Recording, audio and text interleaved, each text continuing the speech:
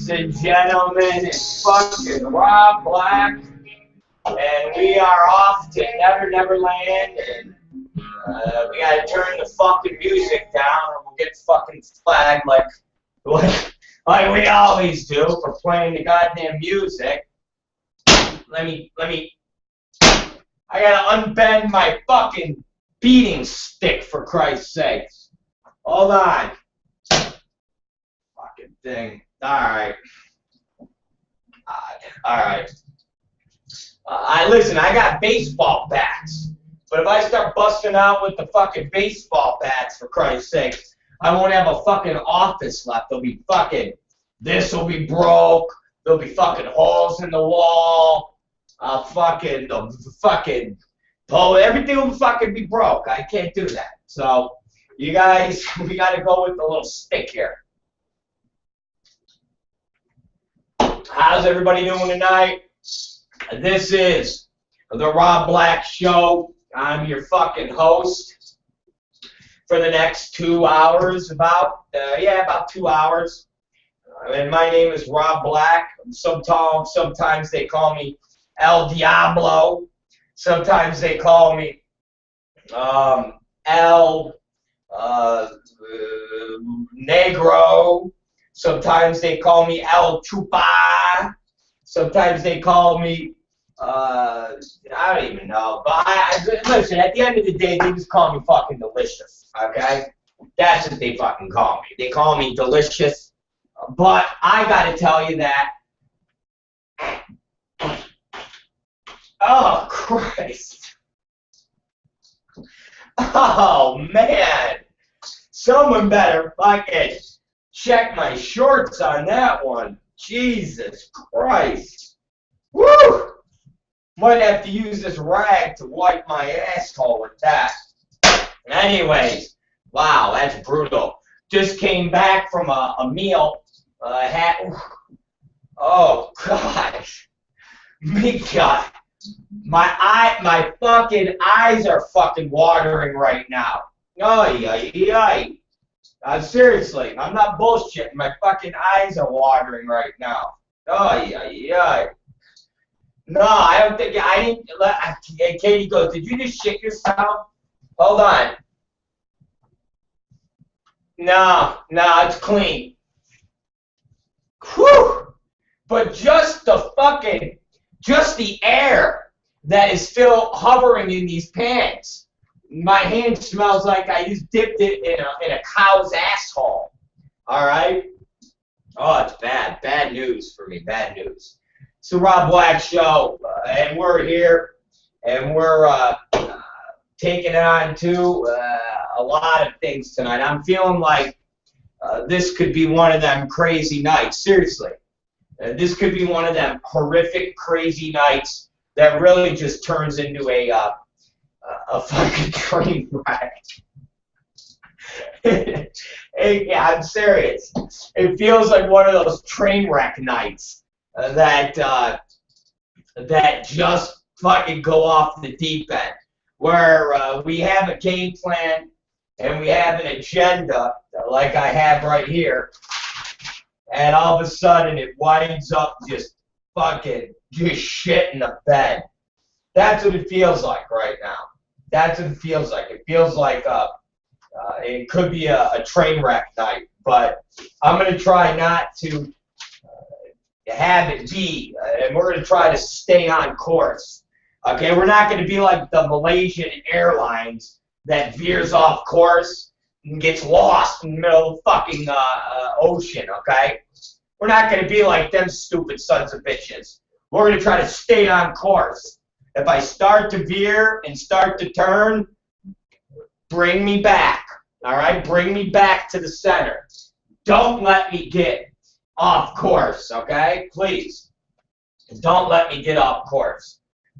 And with that being said, those of you who go to the Adult FYI site for your entertainment, all right? And that's what I'm going to have Pat do a new header. Fuck the news. This is entertainment. Okay? This is adult FYI entertainment. News. What are we, fucking Fox? What are we, CNN? News. You know what news we are? We're entertaining. That's what we are.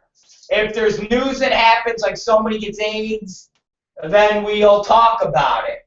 But we're not no investigative journalists. We don't claim to be investigative journalists. What we are is entertainment. That's all we've ever been. That's all we ever want to be, is entertainment. Some say we're shocking entertainment. Some say we're blue entertainment. Some say we're evil entertainment. I don't give a fuck what you label us. I just want to be entertaining. I want people to tune in. I want people to tune in and drop out. Okay? Like Timothy Leary said, tune in and drop out, man. Okay? But if you go to Adult FYI right now, okay? If you guys go to Adult FYI right now, you're going to see a great article, and it's a great story. And Tom Byron posted it today. He wrote a couple paragraphs there of his own talking points. He's like fucking Bill O'Reilly. He uses his own talking points, this guy.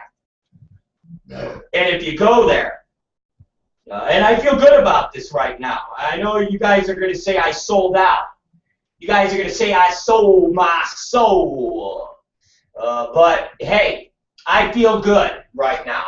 That's how good I feel. I feel so good that I want to bring your attention that if you look at adultfyi.com, go there right now. Go there, you fucks. Go there to adultfyi.com. And we have a review up for the movie Underworld, blockbuster. Wicked Pictures, Brad Armstrong release. The #1 top director in the entire adult business. Okay? You can argue it all you want, but let's face it, Brad Armstrong has been on top of the shit pile of directors in this business for longer than anybody else has been. So, if you go to adultfyi.com, you'll see an article that we wrote that Crippled Dan, that gimpy little motherfucker that is part of the show, when he's not, I don't know, playing with people with cerebral palsy out in Pennsylvania, and when he's not shoveling snow, or he's not trying to get blowjobs from other gimpy fucks. That cocksucker wrote a review about the brand new movie that Brad Armstrong did. Well, it's not really brand new anymore, considering that it's about a month and a half old. And it already had its run at all the award shows and won all the awards. But nonetheless, you still got XRCO that's coming up.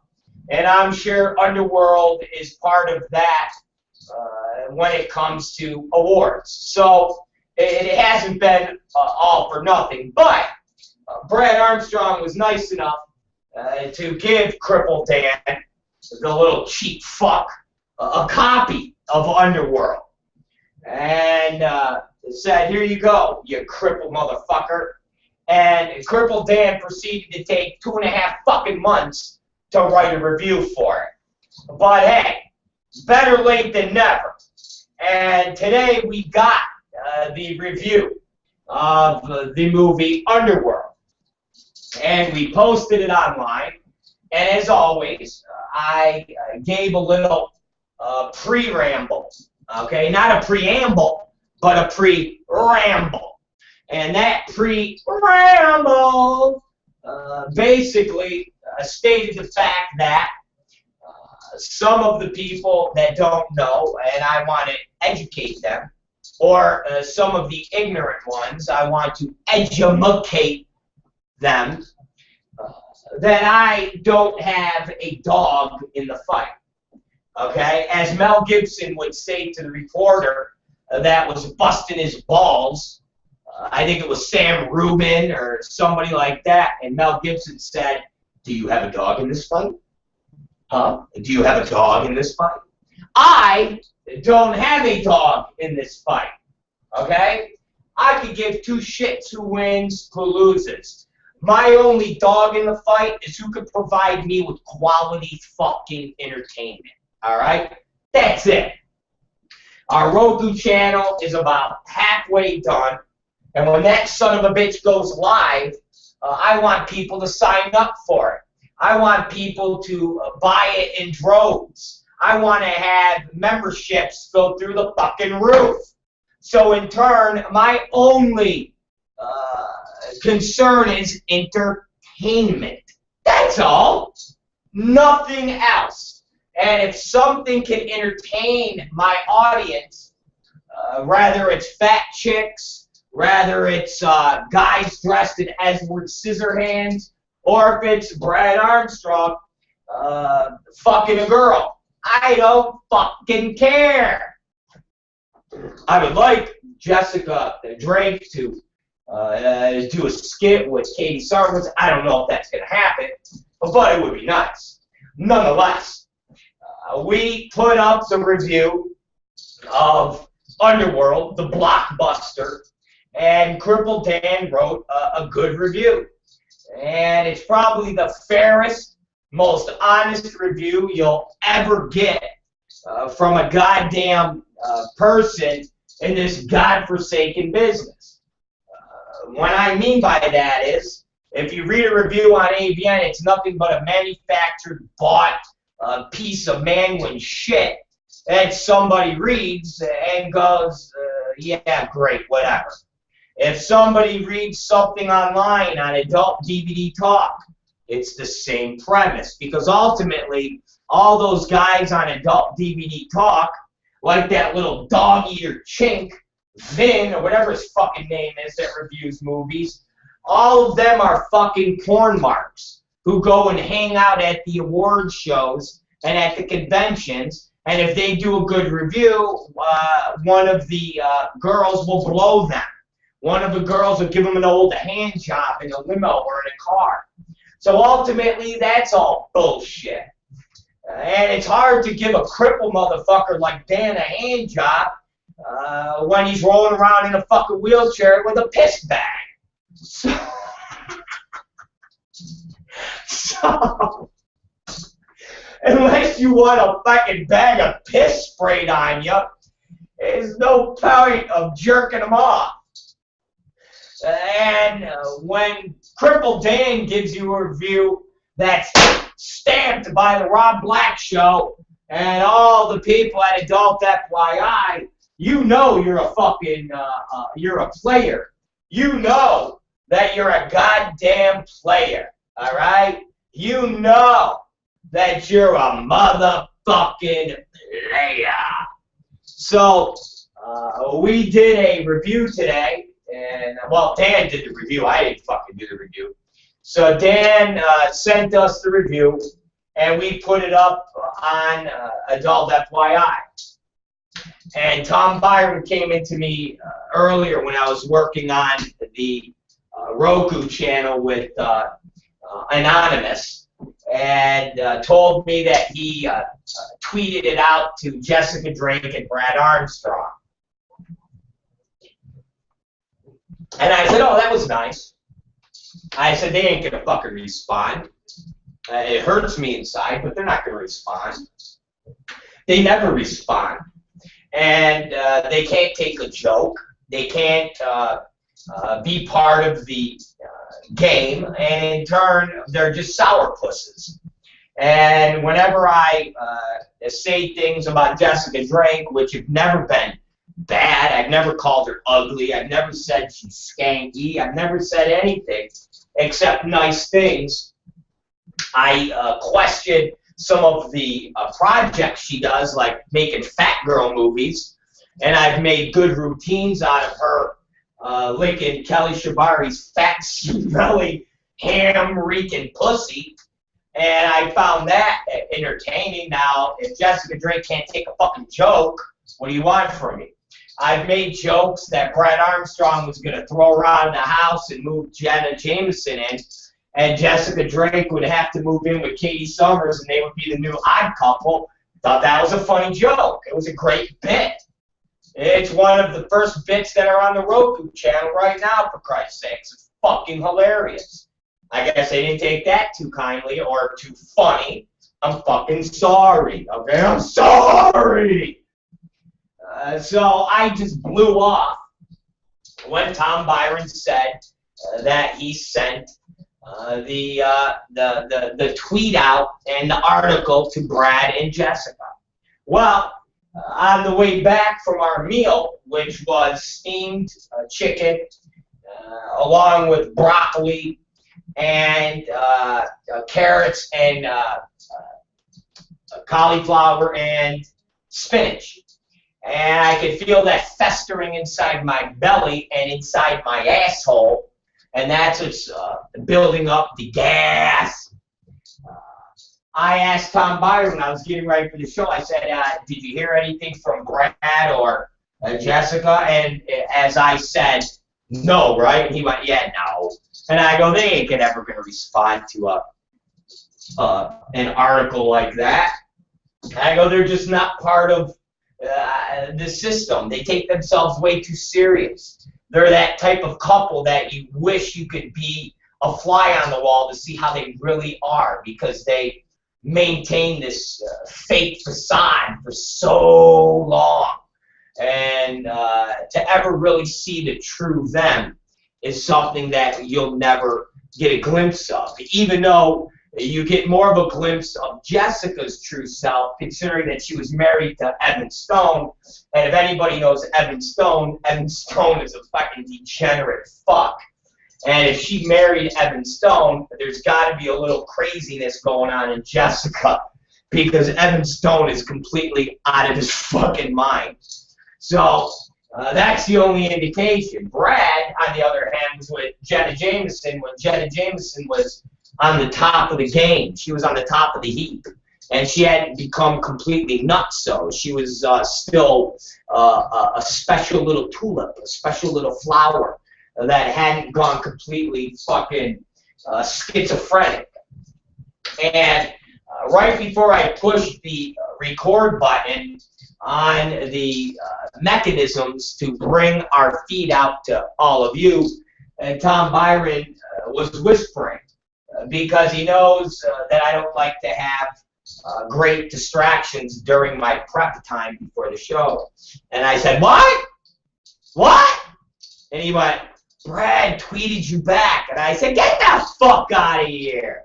Brad Armstrong didn't tweet me back. He goes, yeah, Brad Armstrong tweeted you back. I said, come on. I said, really?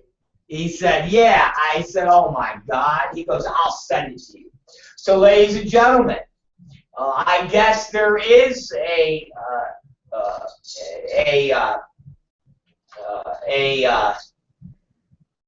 Jesus, I guess there is some type of comedy bone left in the body of Brad Armstrong. Not Jessica. There's no comedy in Jessica. She still has that stick up her ass. But I guess there's some comedy in Brad, because Brad tweeted me back. And he said, and it's funny, Brad said, an interesting review. Nice to see at Real Rob Black finally being honest. And then he made a face, like one of those faces, like ooh, Cripple Dan reviews at Wicked Pictures Underworld. And then he put the link to the article. I said, look at fucking Brad! Fucking big bad Brad! Fucking with the big brains on Brad! I'm gonna call him Flock of Seagulls now, right? Fuck, man. Fucking Brad! So, we do see that there's a fraction of comedy, of sense of humor, in Brad Armstrong. And that's nice to actually know. So, yes, my fans who are going, Rob, you're selling out, man. I'm not selling out. I told you in the review, and I've told you time and time again, I don't have a dog in this fight. Okay? I don't fucking care. I'm into entertainment. I got to make an interesting show. I got to make an interesting read. I got to make books. I got to make entertainment. Whatever's going to make people laugh, whatever's going to be funny, that's what I do. I could give two shits. If Brad Armstrong walked in the studio now, what do you think? I'm going to yell at him and scream at him, get in a confrontation? I'm going to bust his balls and have him on fucking the air and ask him what the fuck does he really do in the privacy behind the doors with Jessica Drake. Are they just completely crazy and they just like fucking beat each other with whips? Or do they even sit around their house like a Grey Poupon commercial and go, hello, Brad, will you please pass the Grey Poupon? That's what I would ask. I don't fucking care. There is no hostility in me when it comes to people that I've known for 20 years that have never done anything to me. I've never had issues with Brad Armstrong. I've never had issues with Jessica Drake. I've never had issues with any of the people at Wicked. They like to run their mouths and say stupid shit about me, and if they just said things that were honest, I would be fine with that. If they said things like I was mean or I farted too much, I'd be fine with that. But it's when people like their buddy Francois Clouseau and those jerk-offs that say, oh, no one listens to Rob Black, he's just an asshole, and nobody reads what he said. I take offense to that, because that's just being stupid. That's just ignorant. When they say, oh, Rob Black has no talent, that's ignorant, that's stupid. But when you say that I smell like dog shit because I'm eating broccoli and all sorts of roughage, and it smells like things are dead out my asshole, I'm fine with that. If you say that I'm rude, I'm fine with that. If you say that I take things a little bit too over the edge, I'm fine with that. Okay? I'm fine with those. If you say that I'm ugly, I'm even fine with that, because that's one person's opinion as far as looks go. But when you say stupid shit, that's where I get annoyed. So I have no problem with Brad. I have no problem with Jessica. I don't even have a problem with Steve Orenstein. I love Steve. When I did my my acceptance speech for this stupid fucking award here for AVN, and I did my mea culpa, and I went up there and did the whole, I'd like to thank everybody, and I'm such a bad person, and I'm sorry for everything that I did. This is like the whole tour before I had to go to jail, and it was like, maybe you could spare your wife jail time. Maybe you could get up there and do a good deed, and everybody will let you off, and your wife won't go to prison, and you can do that was this. And Ornstein actually came up to me and said I moved him with my speech. And I was like, well, thank you, Steve, you fucking red-haired motherfucker. Thank you. And again, Ornstein still bothers me because he looks like Louis C.K. And either Louis C.K. bothers me because he looks like Steve Orenstein, or Steve Orenstein bothers me because he looks like Louis C.K. Either one, I can't watch either of them without thinking of the other. So even when I got this little piece of shit, Orenstein came up to me and said nice things. So I don't have a problem with any of that. I do things to entertain. That's what I do. I'm a fucking entertainer. And if none of you have figured that out after a year, you're stupid motherfuckers. You stupid motherfuckers! That's what you are. If you haven't figured that out in the past fucking year. If you motherfuckers really, in the past year, figured out some type of fucking Robin Hood, you are sadly fucking mistaken. Okay? I am more of an entertainer than you could ever imagine, and some of you people have finally gotten it. Shit, I've seen some people say Rob Black only cares about himself. It's finally shown through. Really? Have you guys fucking finally figured that out, you stupid motherfuckers? Rob Black only cares about what Rob Black wants. Really? You fucking figured that out, you stupid motherfuckers? Rob Black doesn't care about performers' health and safety. He only cares about himself and the people around him. You finally figured that out, you stupid motherfuckers? No shit, that's all I give a fuck about. Jesus, that's all I've ever given a fuck about. In our heyday, I only gave a shit about the people that work for me and the people that immediately intertwined with my life. That's all. I didn't give a fuck about anybody else. And if that meant having to fuck people up and destroy people to make sure that we preserved the extreme motto and the extreme family and everybody that was associated with us, fuck yeah. If I had to fuck you over to make sure that my employees got fucking paid, that's what I did. Fuck yeah. The only people I gave a fuck about were my people. That's it.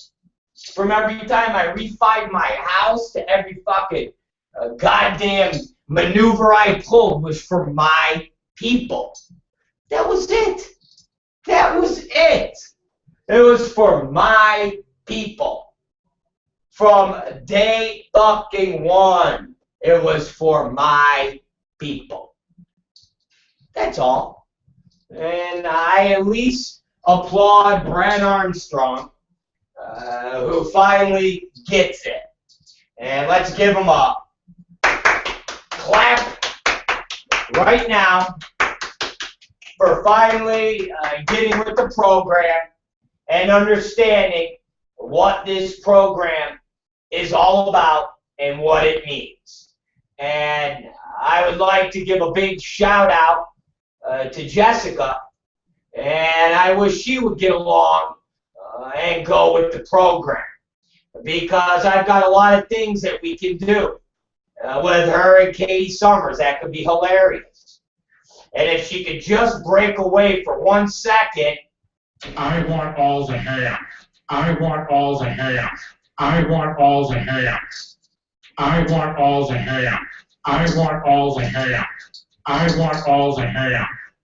I want all the hands. I want all the hands. I want all the hands. That is the glowing tribute to Jessica Drake and her band of fat fuck friends that have been following her, hoping that she would drop the ham, and then of course they could. I want all the ham. I want all the ham. Oh man. So anyway, that's my funny little take on tonight. And that's Brad Armstrong. And if you guys want, you can go to my Twitter and take a look at the tweet for Brad Armstrong. And I applaud Brad for getting it. He finally gets it. And it's nice to see Brad finally getting a little bit of sense of humor and taking the stick out of his ass. This is the Rob Black Show. It's 8:31 p.m. And what do we want, motherfuckers? I want all the ham. I want all the ham. I want all the ham. I want all the ham. All right, guys. Let's move on and see if there's anything that's buzzing around in the porn world. Let's see if there's anything buzzing around in the mainstream world. I'll tell you, they still can't figure out where this goddamn airplane is. Seriously. They can't figure out where this goddamn airplane. So where's the fucking airplane? Fucking changed course. This cocksucking airplane changed course. God, changed course. Where's the airplane? We don't know. Just changed course. And then what they said, and you got to feel for these two poor bastards. The two suspected at first, and they 100% haven't ruled them out, but they're 99% sure they have. You got two guys that had fake passports that were on the airplane that people were pointing to, saying, guess what? Possibly be terrorists. Why else would people be having fake passports? Well, it has been it's been now talked about that the two guys that were on the airplane were actually in search of asylum. They were Iranian citizens that were looking for asylum. Basically, ladies and gentlemen, they were like defecting. They were fleeing their country and looking for asylum so they could get away from Iran. And these poor sons of bitches happened to seek asylum on a one-way airplane that was going straight to fucking hell. All right? They fucking risked their lives to get out of Iran. They had fake passports arranged for them that they paid a lot of money for. They used their Iranian passports to get halfway to where they had to be. And at that final leg, when they boarded that airplane, is where they got their fake passports. And they spent a lot of money for them. They got on the airplane, buckled their seats, and the fucking airplane is crashed. Ain't that about a bitch? You fucking bust your ass to escape a country, and you're seeking asylum, and you get on a fucking airplane that is basically lost. And I say crashed. Well, let's not say it's crashed yet, but it's been about 4 days, and nobody could seem to find a 50-foot, is that what they say it is, or a 200-foot airplane holding over 200 people and flying in the middle of the ocean. Seriously, just flying over the ocean. And the cocksucking plane, they did one of these. They went, do, do, do, do, do, oh shit. And we're going to turn around here, and we're going to shut off our beacons. Nobody's going to hear from us. And now we're going to go off the radar. Can you say an episode of Lost? Was Jack and Sawyer on this fucking airplane? Was there a fucking guy named Hurley on this fucking airplane, for Christ's sake? Jesus, is Kate on this fucking airplane? Is there some guy somewhere that's pushing a button every 15 fucking minutes? Because if this doesn't sound like a J.J. Abrams plot, I don't fucking know what is, man. You got the two asylum seekers that go through the fucking rigmarole of breaking away from Iran only to get on an airplane that's doomed. You got an American citizen that just happens to be on the fucking airplane, and when they show his family, they're kind of just very nonchalant. They're not crying. They're just like, yeah, well, he's fucking lost. We don't really know what happened, but hey, maybe he'll show up at our house. That's all. This fucking just out of the fucking blue, motherfucker's just lost. Telling you, it's lost. It literally is lost. Not just lost in the sky. It's lost. They're in some fucking island, okay, with fucking Sawyer and Kate and Jack, Hurley, the two chinks, and Locke. They're with fucking Locke, for Christ's sake. And there's a smoke monster, motherfuckers. There's a goddamn smoke monster with them. Fuck. It almost sounds exciting. It does. It almost sounds exciting. You're going to find them about a year and a half later, and they're going to talk about adventures. They're going to talk about the Darham Project. They're going to talk about this world that they lived in. They're going to talk about They're gonna talk about everything. And we're gonna go, wait a minute, time out, motherfucker. Where's J.J. Abrams right now, huh? Is this all a fucking dream, for Christ's sakes? What the fuck is going on? Motherfucking airplane is turned around. Seriously, you guys, the newest information on this motherfucker. You gotta hear this. Okay? You gotta hear this. A missing Boeing 777 changed course over the sea, crossed Malaysia, and reached the Strait of Malacca. Hundreds of miles from its last position, recorded by civilian authorities. Malaysian military officials said Tuesday, citing military radar data. First off, I have no idea where the Strait of Malacca is. Never learned that in fucking high school. And quite frankly, up until, I don't know, a week ago, I thought Malaysia and Malaysians was a fucking disease that you got in your dick. Didn't know it was a country, didn't know it was a province, and I had no idea that people were from Malaysia and it wasn't a third world civilization. But regardless, the country's civilian aviation chief, Azharuddin Abdul Rahman. If that ain't a fucking terrorist sounding name, I don't know what is. But he can neither confirm or deny the military's remarks. Isn't that a great statement when somebody says, I can't confirm nor can I deny? Oh, what the fuck does that mean, asshole? So you can't say yes and you can't say no. That is a sophisticated way to say maybe. Really, that is a sophisticated way to not sound like a child and to say maybe. Hey, did you get crabs? Maybe. What do you mean maybe? That's all I'm saying, maybe. Is that a maybe yes or a maybe no?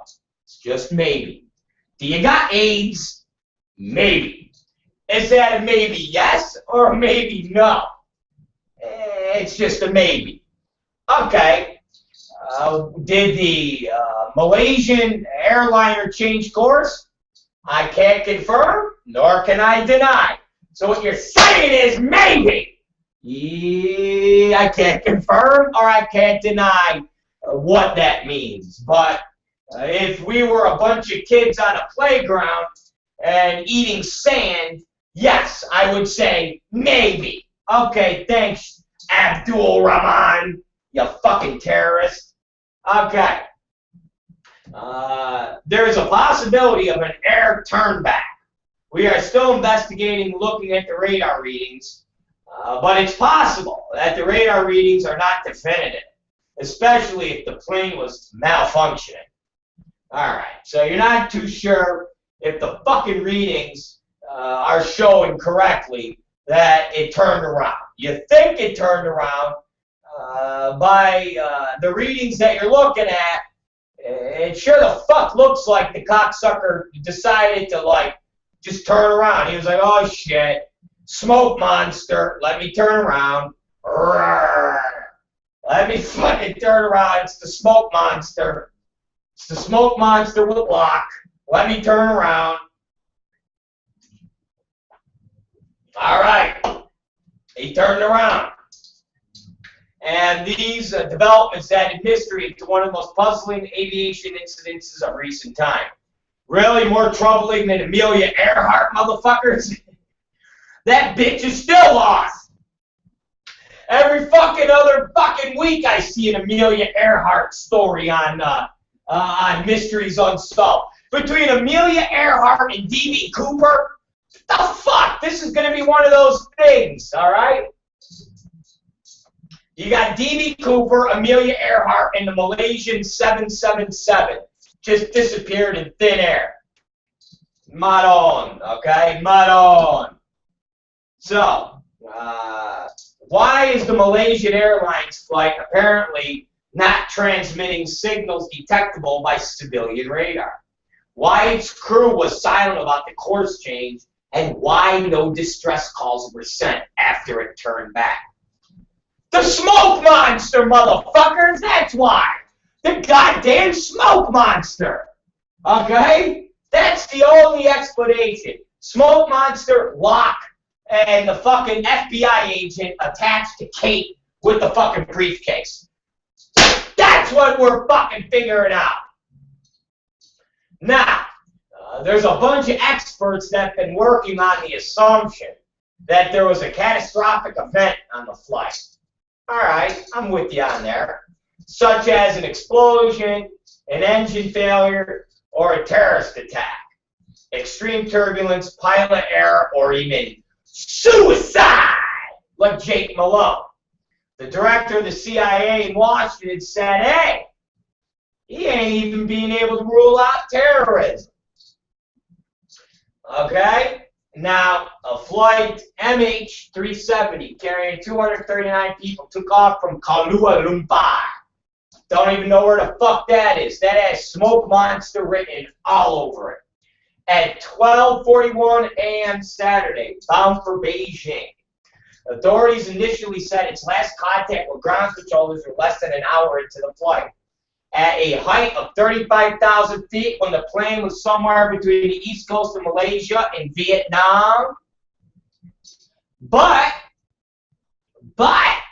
local newspapers, Berita Harian, quoting Malaysian Air Force Chief General Rodazari Daran, as saying that the radar at the military base had tracked the jet as it changed its course, with its final signal at 2:40 a.m., showing the plane to be near Paluka Perak at the northern approach to the Strait of Malacca, a busy waterway that separates west coast of Malaysia and Indonesia, Sumatra Island. There you go, motherfuckers. It was flying slightly lower at around 29,528 feet, he said. All right. So, right there, motherfuckers, start looking at that island, all right? The Sumatra Island.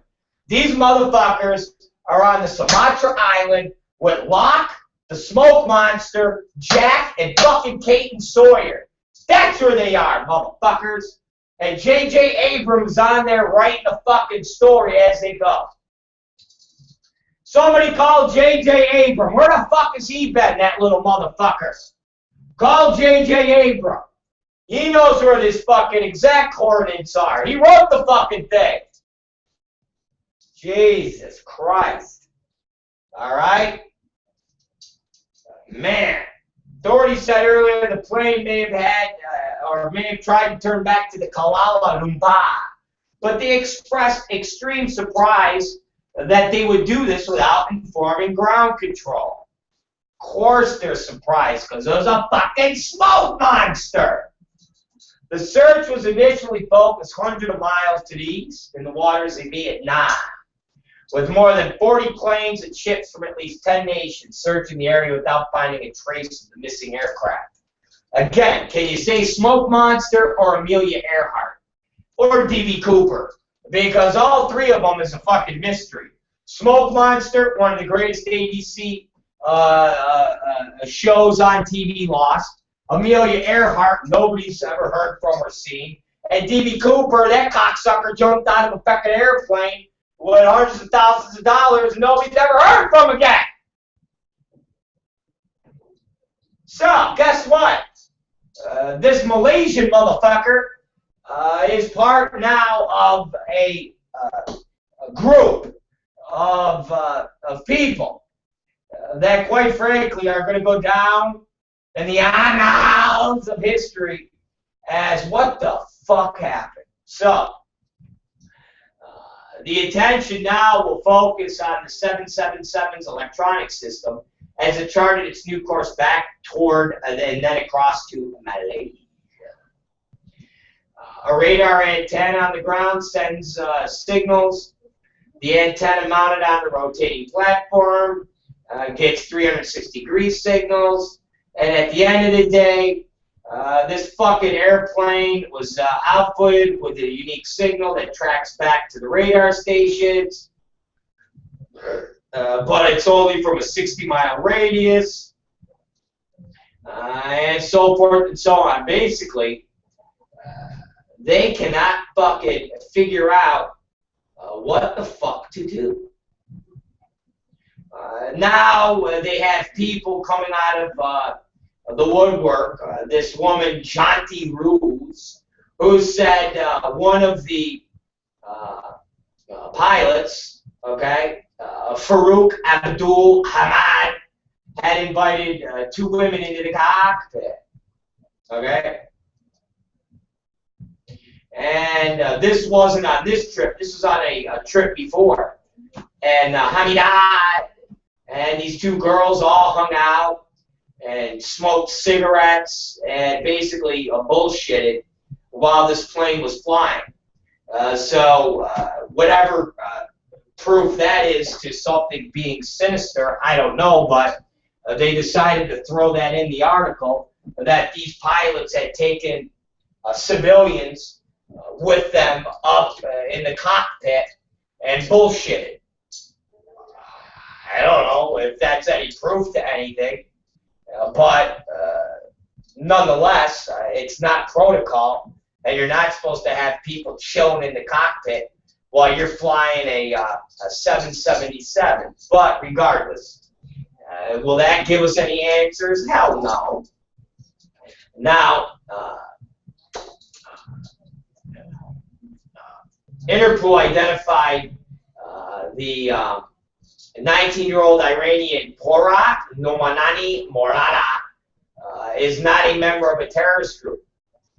And the second man, Saeed Mohammed Ariza, another Iranian that were boarding this plane, were actually looking for asylum and had no links to any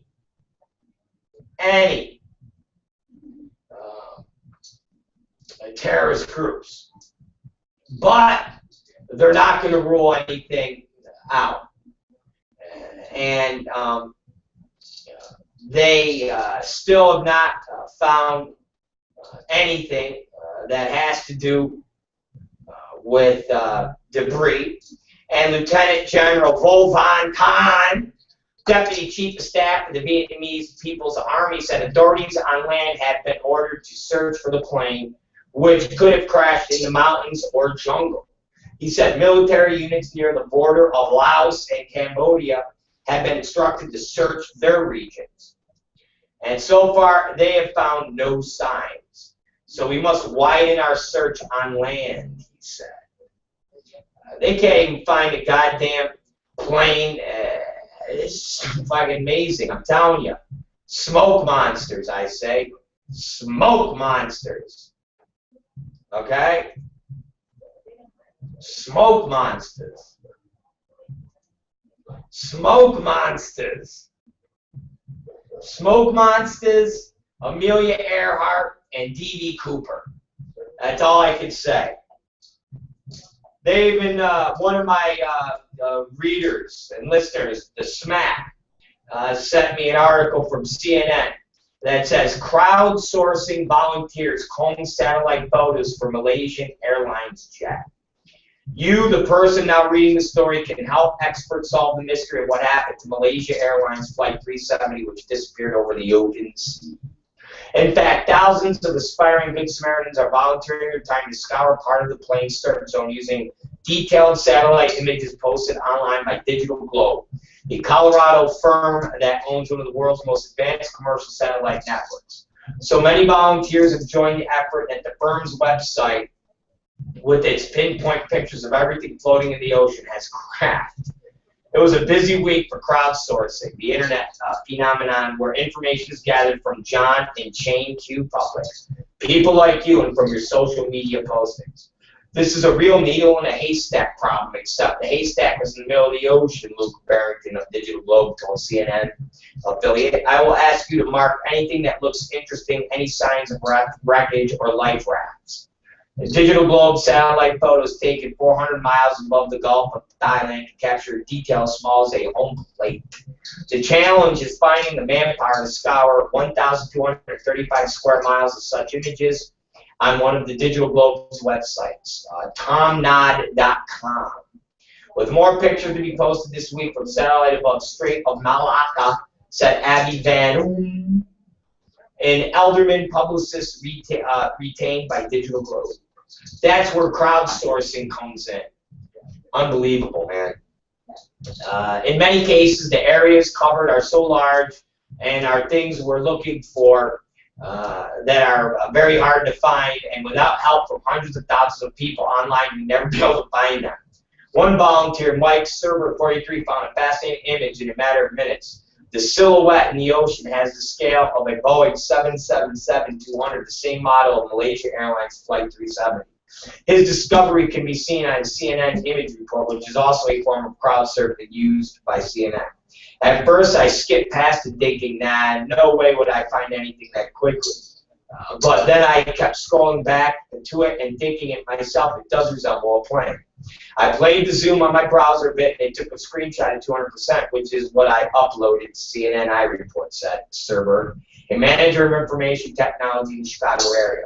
But Serberg does not have doubts looking at all objectively. The shape of my object appears plane-like and dimensions are consistent with the 777-200. That said, I feel it is more likely to be a boat. Digital Globe and TomNod.com website officials have yet to respond to his flagging of the curious image. Their site is getting slammed apparently because about half the time that I try to access it, I get an error page. And then sometimes even though I log in, no map loads, Steinberg said Tuesday. The site got slammed like healthcare.gov. Company officials weren't able to respond to CNN's request for a comment Tuesday. Man, I wonder how much ad time would be on these motherfuckers. Like to put some fucking banners on this cocksucker, huh? Woo! Alright.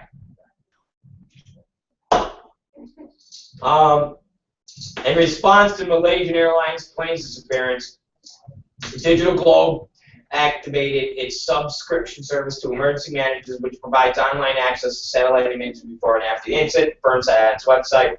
Photos are used for emergency response, damage assessment, and recovery. The company performed a similar global crowdsourcing campaign in November's typhoon, allowing volunteers to tag online more than 60,000 objects of interest for satellite photos. The information was forwarded to emergency responders website. The firm also tracked damage last year in the Moore, Oklahoma tornado and Colorado floods. In another case, satellite imagery also helped locate the remains of 2 missing hikers in Peru, the affiliate reported. Look at that. The firm based in Longmont also uses GeoPastel big data, which is information and insight taken from imagery and derived from various sources such as social media, the firm said. The company uses technology and satellite images of the recent Sochi Olympics in Russia and cross-reference photos of social media data to analyze overall activity, linguistic composition, and mood for people around Sochi, the firm said. Wow. Ladies and gentlemen, they are crowdsourcing and looking for this fucking jet. And will they find it? I have no idea.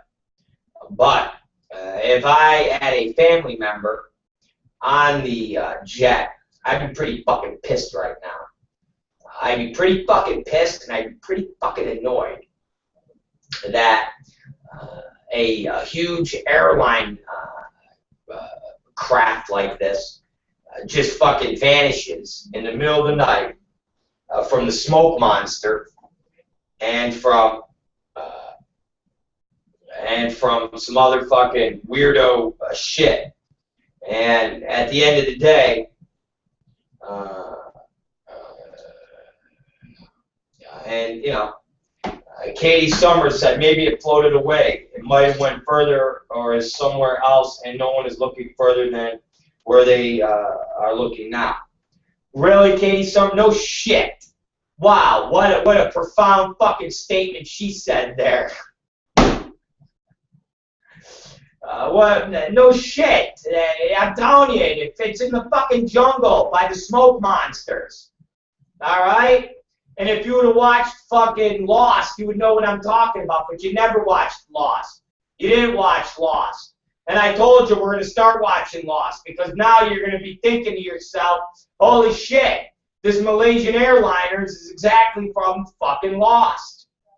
Katie Summers, you little son of a bitch. You little motherfucker. Jesus. All right. It's the Rob Black Show. And we're going to take a break because I'm not going to find the fucking airplane. And Katie Summers ain't going to find the airplane. Not with her fucking private eye theories, okay? Not with her fucking private eye theories. Maybe the plane's just somewhere where they're not looking. No shit. It's in the fucking jungle with a smoke monster. And Sawyer and Jack and Kate and Hurley and Jin. Katie goes, I've never seen. I know you haven't seen Lost, motherfucker. I know you haven't, but don't worry. Everybody else that's watching me has, Catherine. All right? It was the most popular fucking show on television. The thing had like 15 million people watching it every week for like 5-6 years, okay? You were the only one that didn't watch it because you were watching Beverly Hills 90210 or The Next Generation or Degrassi, The Next Generation or The fucking Hills or whatever other fucking retarded reality show that involved 19 and 20-year-old kids fucking each other in their assholes on camera. That's what they were doing. While us mature people were watching Lost, okay? And thinking what happened with the Dharma Initiative and the guy that's pushing the fucking button every 15 fucking minutes. God damn it. And my fucking stick is broke. You stupid motherfuckers. Look. Look.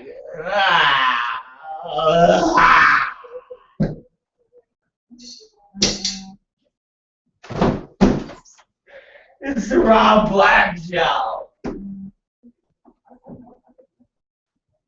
It's the Rob Black Show. And Katie Summers broke my heart like she just broke my stick. And she's getting on cam right now while we go to commercial break. So if you don't want to listen to an old bit that we've done,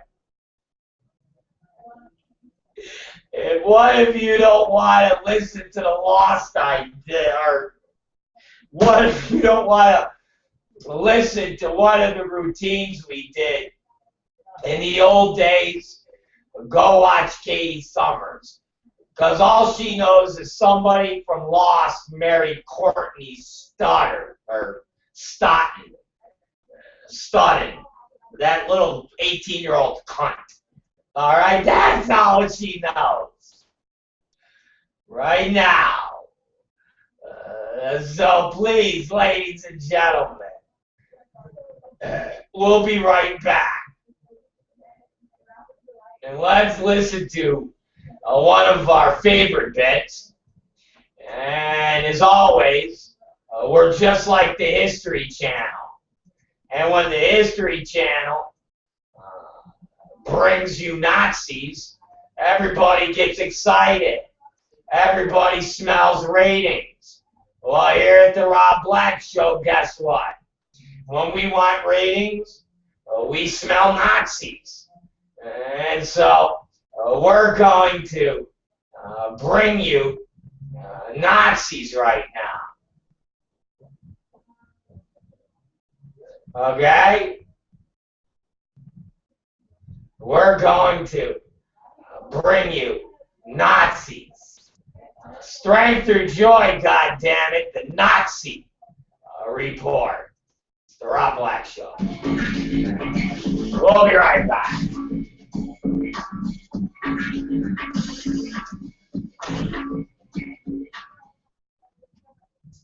Look at this. I love the Nazis. You gotta love them. Alright. This Nazi resort never opened, but it will be a luxury vacation spot. A German seaside complex built for the Nazis to become a luxury resort. An enormous 8-building, 20,000 person resort built for Nazi workers being transformed into luxurious apartments and vacation rentals. On the picturesque beach of the northern German island of Walden, along the Baltic Sea, sits an 20,000 person resort. The building stretches nearly 3 miles down the coast, with all 10,000 rooms facing the beautiful bay just 500 feet from the water's edge. Yet no one ever used the movie theater or playing swimming pools.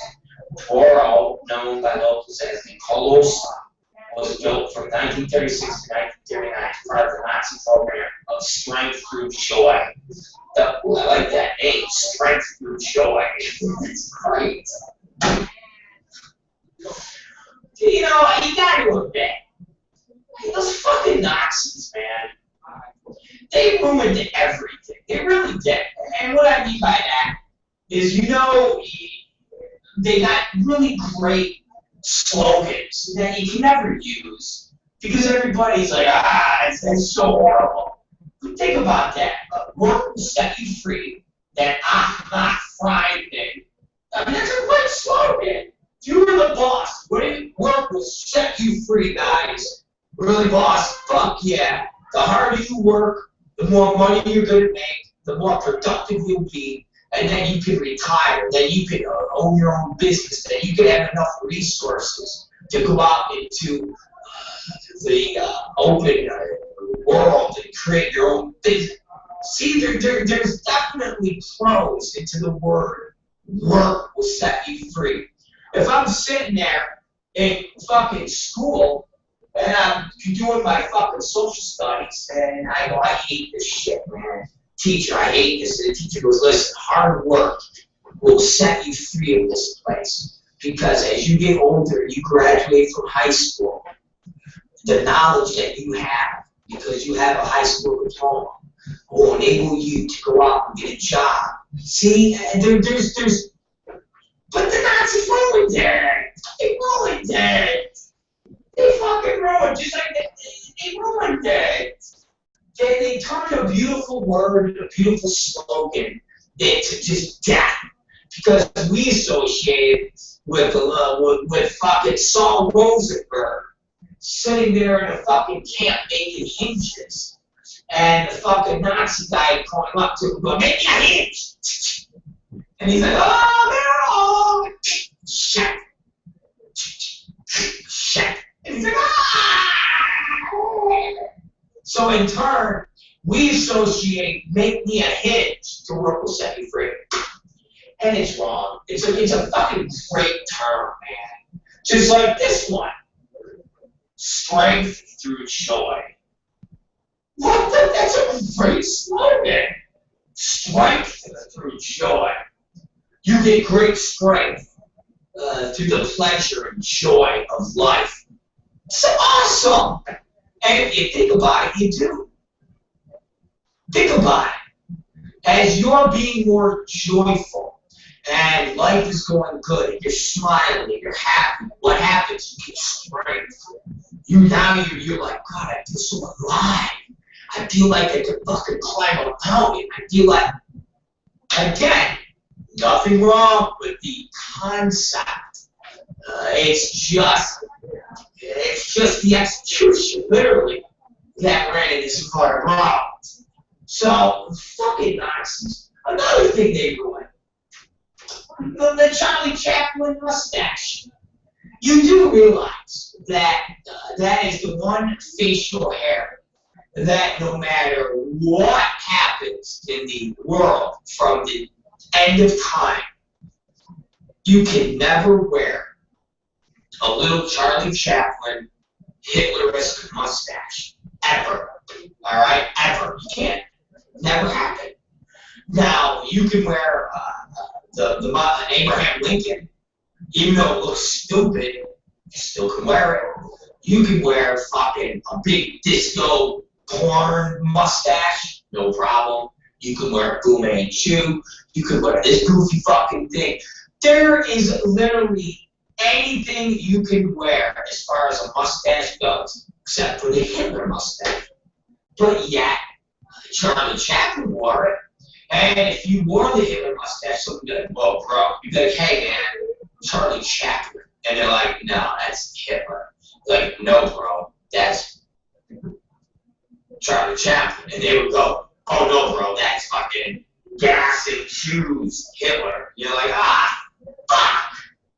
Another thing the fucking Nazis ruined. All right. So they ruined cool slogans and mustaches. God damn it. Oh, what else did these cocksuckers ruin, man? Seriously, what else did they ruin? What else did they fucking ruin?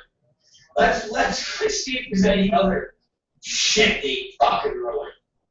Bastards. Bastards. Fucking great slogan. Strike through joy. Work will set you free. Really can't do any of that. Alright. So, the plan was to house workers in 8 identical 6-story buildings, feed them catered meals and scheduled seatings, and prepare them through propaganda and social activities to do their part in Hitler's plan for Germany. It was also one of the largest architectural projects at the time with 9,000 workers. The design, done in Baja style, won a Grand Prix Award at the 1937 Paris World Exposition. But the Nazi resort plans never came to fruition. Go figure. The outbreak of World War II meant the project was never finished as construction workers headed to the weapons factories instead. Damn. Yeah, damn. So guys. Yeah, boss. Yeah. Well, what's wrong? Yeah, we gotta go kill Jews. Fuck! We're almost done! Yeah, come on, we gotta go. When are we going to build weapons? Okay, cool. So we come back after we're done and finish the hotel because it's bitching. I mean, I got this. No. Alright. Alright, fuck it. Fuck. The vacation apartments. Building 1 was, but findings and plans are moving forward to turn some of the buildings into luxury apartments and vacation rentals. Building 1 was purchased in 2012 for $3.5 million by real estate group Iris Group. The plan is to turn the building into 163 vacation rentals called New Flora. The vacation apartments range from 1 to 3 bedrooms, and some will include saunas and their own private terrace gardens, little saunas, little gas chambers. The owners claim that as of last month, 15 units already have contract signed on them. A model apartment is now open, and the new floor is scheduled to open in 2015. Apartments and digging Jews will vacation there. Hey, Saul, I'm on vacation. Where do I go? Go to the Torah. Fuck you. Come on, Saul, we're going to go to the newest Torah. New Torah, fuck you. Alright. Parts of Building 2 were also purchased in 2012 by 2 Berlin investors who planned to build luxury apartments called the Project Mir Symphony, and that's called Sea Symphony. The owners claim the majority of the city apartments, which range from about 150,000 to 350,000, already been sold. Renovations are underway and expected to finish by mid-2015. The ceremony was held last June with marketing materials advertising the completion of the building 73 years after the start of construction. During the war, half-built structures served as training grounds and housing for Nazis. We can ride the boogie. We're back, ladies and gentlemen, you little fucks. You little cockroach. We're done with the Nazis, all right? Done. Enough with the Nazis. Okay? We're all done with the Nazis. Jack Smack. Jack Smack, because I never watched Lost. I watched sports instead. You watch. What are you in prison now, Jack Smack? You fucking retard? I never watched Lost. I watched sports instead. I watched sports. Did you also eat ham, you fuck? Ham. I love ham. I love ham. My fucking stick is broke, man. Damn. I get a new stick now. God damn it. Man. Damn. Damn. Damn. Damn. Lost my stick. And this fucking desk is gonna break. Look at that fucking thing. Downstairs they're playing fucking Jackson, Michael Jackson, that song. It goes, and we can ride the boogie, till and me tonight. We're gonna rock to you. There's about 5 fucking. I don't even think there's more than 5 people in this fucking club.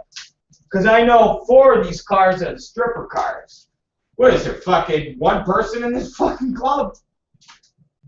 Jesus Christ. We could ride the boogie. Ride the fucking boogie. Ride some motherfucking people in this club, huh? Ride some fucking motherfuckers of money in this club.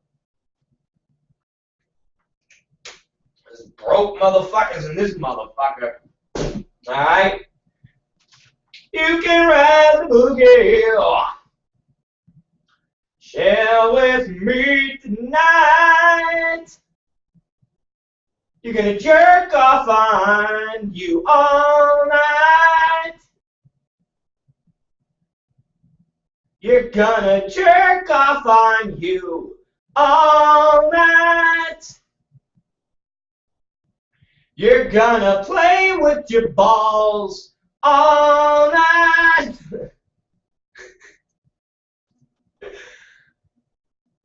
We're gonna play with you all night. No, I haven't tried Amazon Cripple Dan. I need a new stick. I'm gonna get it back. Alright, I'm gonna get it back.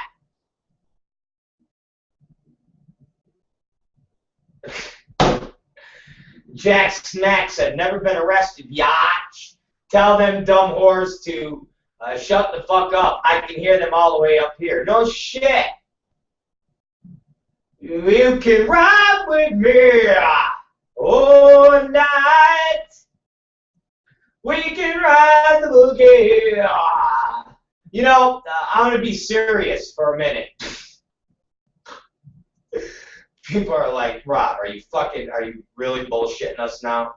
You're going to be serious? Yeah, I'm going to be serious for a minute, okay? I am. I'm going to be serious now. Let me be serious. Let me get to this, and no, I'm totally being serious. I'm not being bullshit, okay? I'm not bullshitting here.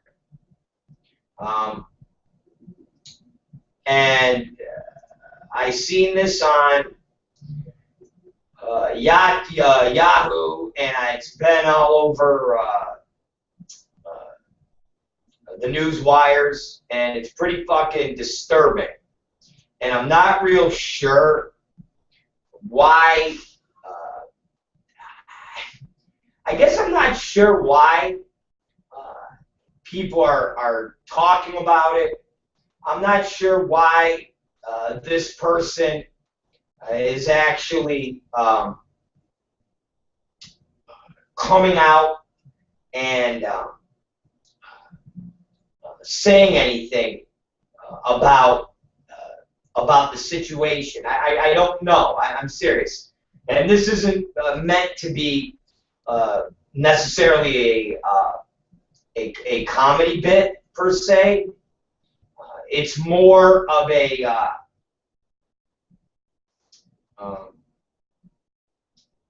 the only way I could describe it as disturbing. And again, when you hear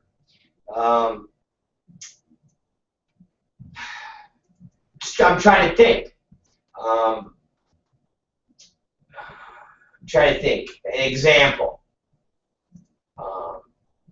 Okay, example, Columbine. Now, that wasn't real fresh in my mind, so some of you might say to me, "Oh no, Rob, you're wrong.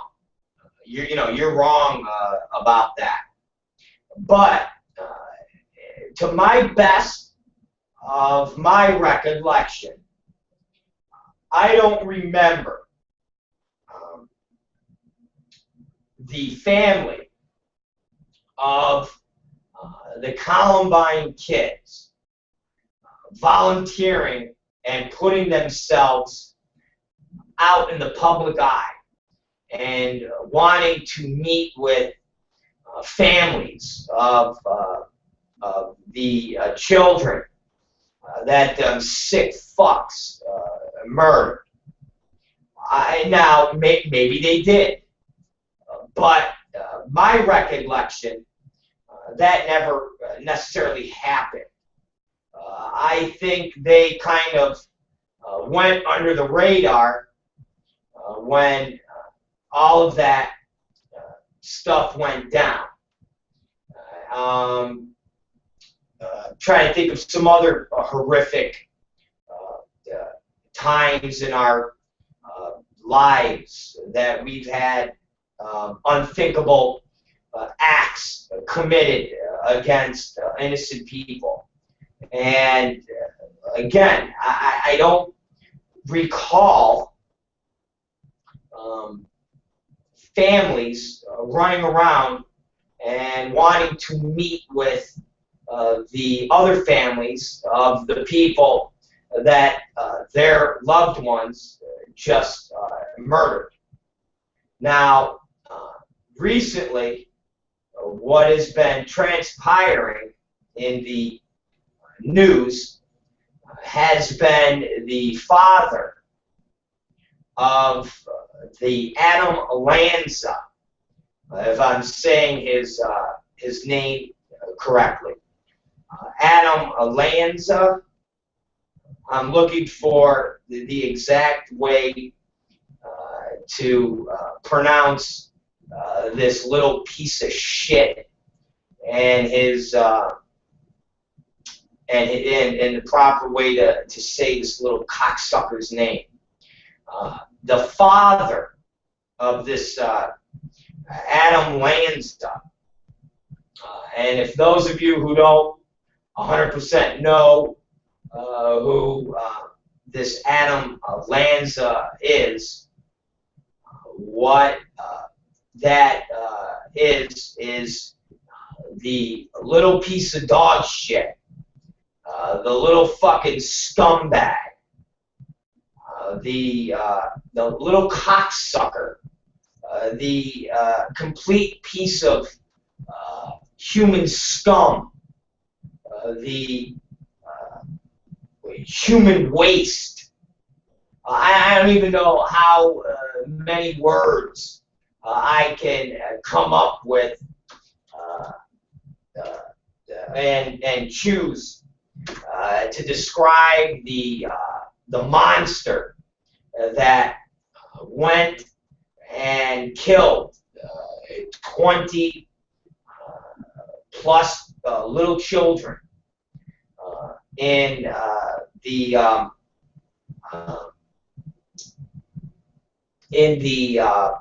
Sandy Hook incident. Yes, that little piece of shit, Adam Lanza, and he went and murdered about, I think, 22 children, I think it was, possibly 22 kids, I think, in Sandy Hook. Let me see. I think it was 22.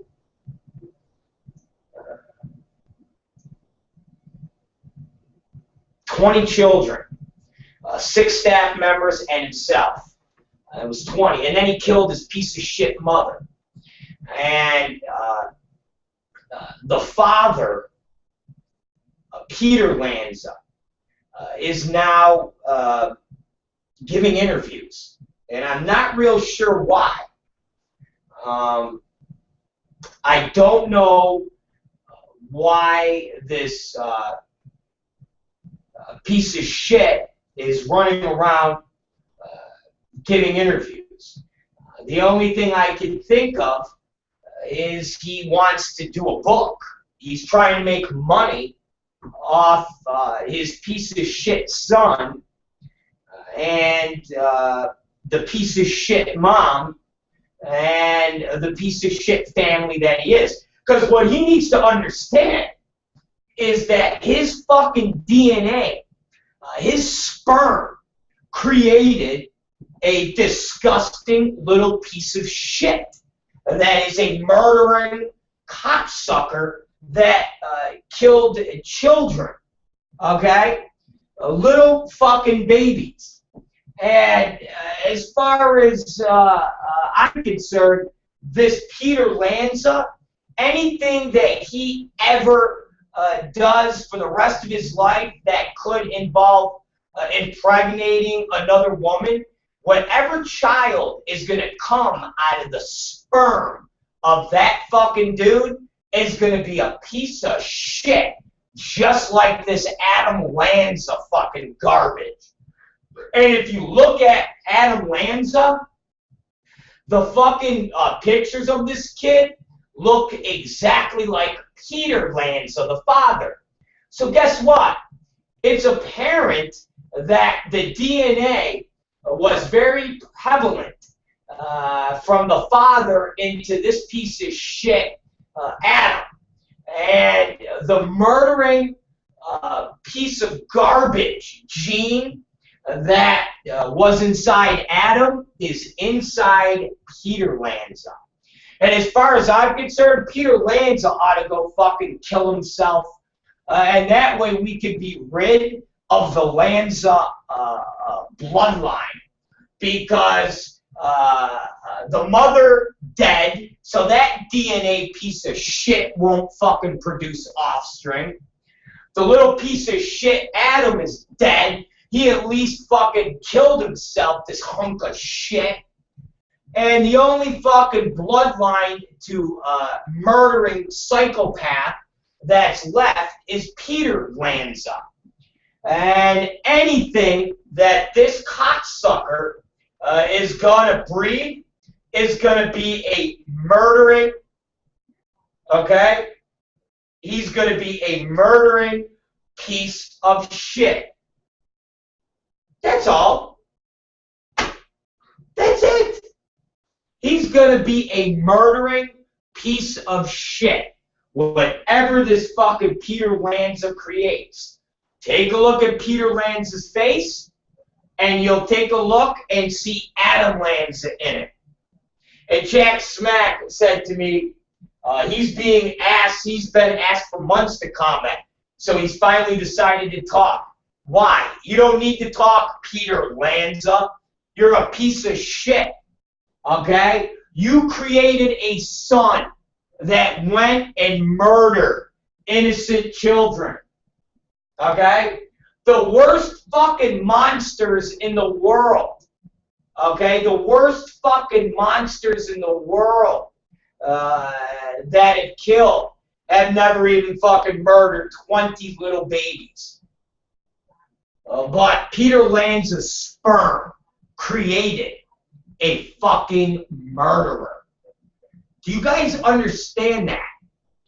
Do you understand that? No different than when you have children that grow up to be professional athletes, they grow up to be presidents of the United States, they grow up to be all these successful things. What do the people say? Wow, they had good, strong genes. And they interview the parents, and they go, well, you know, my genes created my son. That's why he's a star athlete. I was a star athlete in high school. And if everybody takes credit for their children when they're a success. So where's the credit for Adam Lanza being a piece of shit murdering cocksucker. Oh, that was just a fluke? So in every other instance in the fucking United States, when you see the kids grow up and they're sitting there on stage with their Heisman Trophy and their mom and their dad are going, look at the pedigree, look what we created. Yeah, and everybody agrees it's the parents' DNA. It's the parents' DNA. It's the parents. So what happened with this fucking parent? This just happened to just get away from the parent? This DNA just happened to not be a murdering piece of shit? Bullshit. This fucking Peter Lanza is a scumbag. And I bet you this cocksucker, when he was young, had violent, psychopathic tendencies, and that is what he passed on to his piece of shit son. Just like his piece of shit wife. Listen, any woman that has assault rifles in her fucking house is a fucking whack job lunatic, okay? So for this guy, Peter Lanza, to go, oh, my wife was perfectly sane and she was a good person and she had no idea that our son was dangerous. She didn't sleep with her door locked. No, bullshit. Why the fuck did this nut job of a wife of yours have assault rifles, motherfucker? Huh? Why the fuck would a 40-year-old woman, 50-year-old woman have assault rifles? Explain that to me. Riddle me that, motherfucking Batman. What motherfucking single woman? Because if a single woman needs a gun to protect herself, you would think they would have a 9mm, a revolver, but a fucking assault rifle? Yeah, okay, sure. Yeah, this fucking family was a piece of shit scumbags, okay? They were deaf, waiting to happen. They had a son that was a psychopathic piece of shit, and he got his mom's assault rifle, shot her in the fucking head, and then went to an elementary school and murdered little babies. Sure. And nobody knew that the kid was a fucking nut job. The mother was a nut job. The mother had assault rifles. Okay? The mother had assault. Listen, Katie Summers' family are the most right-wing Republican lunatics you can get. They love guns. They got guns. They don't have assault rifles. You gotta be a special type of wacko to fucking have assault rifles, okay? You gotta be a special lunatic to say that you have assault rifles for hunting. You gotta be a special lunatic to have an assault rifle for protection, really. So if an intruder breaks in your house, an assault rifle is easier to handle and maneuver to protect yourself than a fucking 9mm? Bullshit. Bullshit. That is a psychopath fucking lunatic that has an assault. Do any of you know what it takes to maneuver a fucking assault rifle? Do any of you know? You hear that word assault rifle used. Have you ever handled an assault rifle? I have. Okay? I have. And if I had an assault rifle in my bedroom and I heard an intruder coming in, I would wind up being killed before I got the assault rifle in position to shoot somebody coming through my window or in my door than if I opened my drawer, pulled out my 9mm, clicked the fucking safety off, and put fucking 10 rounds in the motherfucker, okay?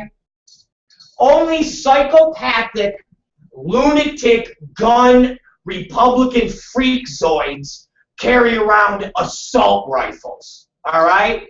Only motherfuckers that want to fucking go out and shoot people that are at gas stations like the fucking freeway killers in Washington, John Lee Malvo and that.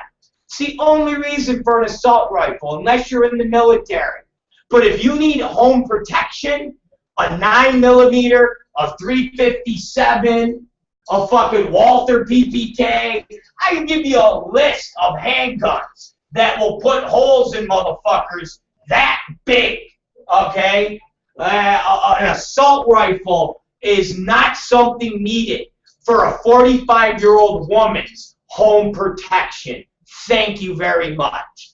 She was a psychopath nut job, just like her fucking son. Her fucking eggs created a fucking monster, and this piece of shit Peter Lanza's sperm is murdering scumbag sperm. Okay? This motherfucker should decline all interviews. He should get plastic surgery done on his face and move to another fucking country because he is a piece of shit. And if he was any type of fucking husband or father, he would have said to his wife, "Excuse me, honey, why do you got assault rifles in the house?" "Oh, well, no, you're not going to have assault rifles in the house." "No, I need to have assault." "Okay, well, you're not going to have them unlocked." "Well, no, I'm just going to have them laying around the house." "Really? So our fucking retarded son could get to them? Our retarded son that was withdrawn? Huh? That one? The son that was withdrawn? Okay? Yeah.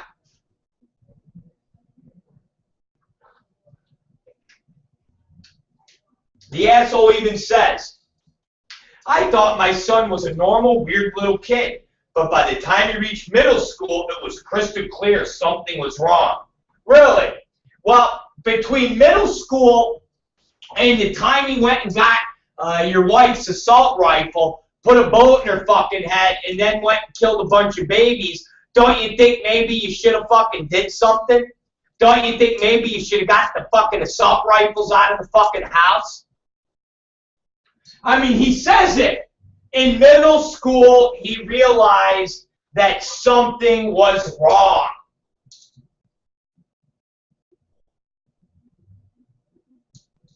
Okay?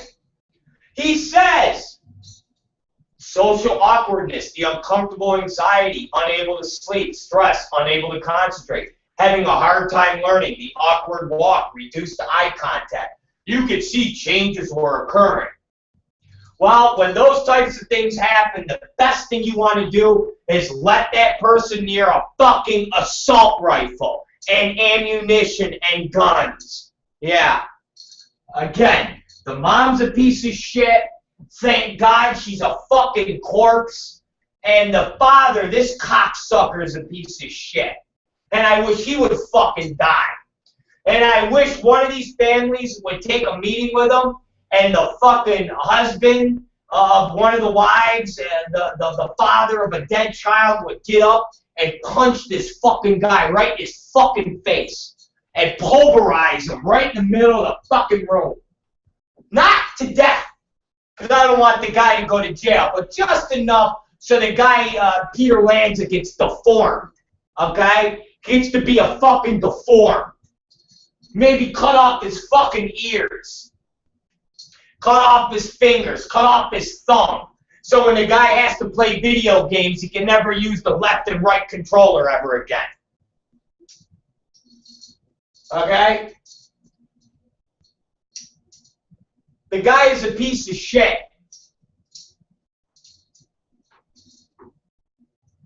The guy is a piece of shit.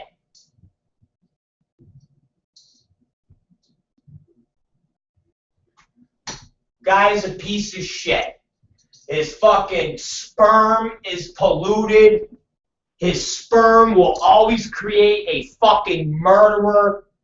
And the next wife that he takes and the next woman he fucking pollutes with his deadly piece of shit sperm is going to create another fucking murderer. It's exactly what's going to happen. The sperm that shoots from fucking this dude's dick is fucking murdering sperm. Do you understand? Do you fucking understand?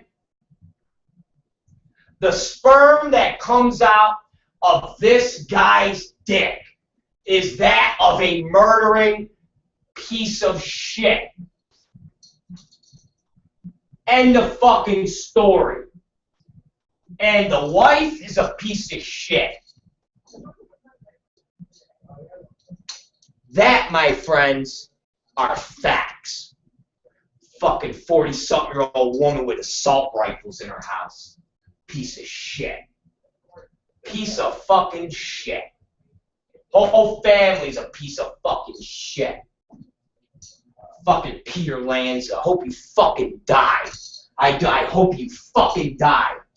I hope you come down to Los Angeles and John Stagliano fucks you up your ass and sprays his fucking AIDS cum right up your fucking ass. That's what I hope, you fuck. And then you fucking die somewhere in the forest, not being a member of Dallas Buyers Club or Pennsylvania Buyers Club, and your fucking T-cell count gets to about 3, and you start coughing up blood, you fucking die, you cocksucker. You're a piece of shit.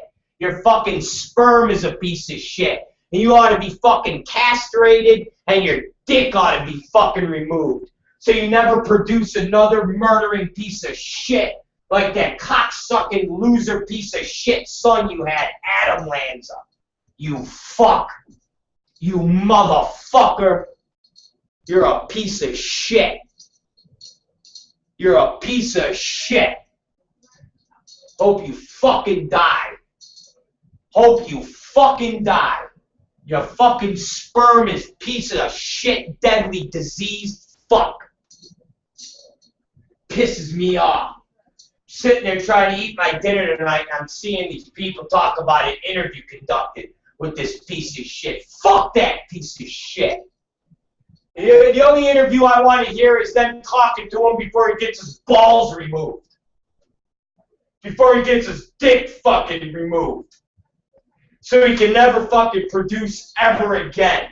Because the sperm that comes out of his dick is fucking makes murderers. Monsters. This piece of shit. This cocksucker. Piece of human fucking dog shit. Makes me disgusted. It's the Rob Black Show. We're going to take a fucking break. And we'll be back to start wrapping up the show and to bring you some more social commentary. Maybe we'll figure out where this fucking airplane is. These motherfuckers. Or maybe not. And maybe we'll never know. Anyways, it's the Rob Black Show. You guys are the best audience in the fucking world. Seriously, you guys really are. And I'm not even pandering to you. You guys are the fucking best. Can't get any better than you all. As crazy as that sounds. But you can't get any better than the Rob Black Show fans. And you guys come in and day out. You guys kick ass. And you guys have always been there from day one. And you guys continue to be here from day one. And I appreciate it. It's the Rob Black Show. And we're going to be back after these messages. And what do you guys want to hear? We played earlier today the car bit. But what we're going to play now is Asia's 70 music. Nah, fuck that. Let's hear about AIDS lube diving. Yes, AIDS lube diving. You can never get too tired of AIDS. It's a Rob Black Show. And we'll be right back. Now, I'm looking more at the XBiz and trying to see where more interesting news is, businesses, and I'm not seeing it at all. There's absolutely nothing. I'm literally, look, if you guys can see me, I wish you could. You can. And there's a little joke, I'm sorry, that's funny. Anyways, I'm literally sitting here, and I got my arm resting on this water bottle, and I'm looking, and I'm like, what do I see? You want to know what I see? Someone's got to tell me who this is. Because I'm looking at the XBiz pictures, and I'm looking at the creepiest guys I've ever seen. And if anybody's listening, I'm going to send this to Tom Byron because I want him to tweet this out to all you guys because it really is the creepiest group of guys I've ever seen. And I'm going to send this to Byron right now. Because I want somebody to tell me who these creepy dudes are. So it's on the XBiz pictures, and I gotta see who they are. I mean, they're creepy, and they're in front of the Purge booth. It's called 9198. Come on, I'm giving Tom Byron a picture. Or Pure. It's a lube. 9198. Come on, guys. I'm going to send this to you, and you guys are going to laugh your ass off. It's like Colonel Mustard. This guy, Colonel Mustard, is selling fucking lube. And he's just so bizarre looking. I mean, all of them are bizarre looking. But Colonel Mustard is got to be the biggest and most bizarre. And I just sent it to Tom Byron. So he's going to post this because I need you guys to tell me who this person is. And they're in front of the lube booth, and I see a sign in the back called PJUR. Sure, right? It's a lube, I think. And next to it, I see a sign that says rock solid. And literally, you've got a guy, all three guys are in suits. And they got these little yellow handkerchiefs in their pockets. And the guy in the middle has got these, like, glasses on with these yellow tint to them.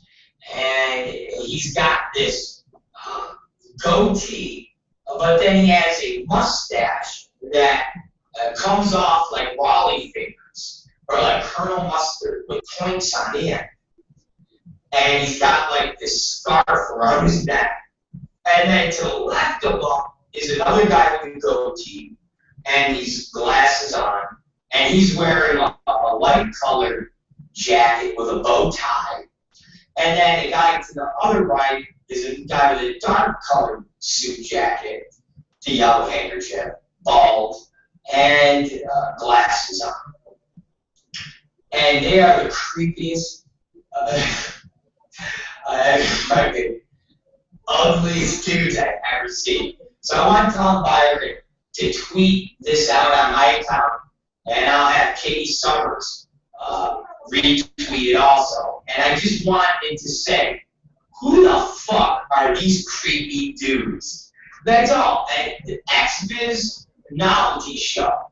Who are these creepy fucking dudes? And that's it. And I need people to just hit me back and go, that is so-and-so, so-and-so, so-and-so. Because it is the creepiest looking guys. And they're lube sellers. Have you seen them? If you've seen them walk into a park, the first thing you would say is, who's the creepy dudes? Who's the the fucking creepy dudes, you know? And then the next person would say, oh, they own a lube company. And that person then would go, oh, I totally get it. Because these three guys are exactly what you would think a lube company would actually be. And I think in the corner of the picture, it looks like an image of a dude on a billboard like this. Alright? Looks like this.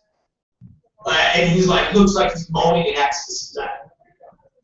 So maybe, and it's gay looking. It's fucking gay looking.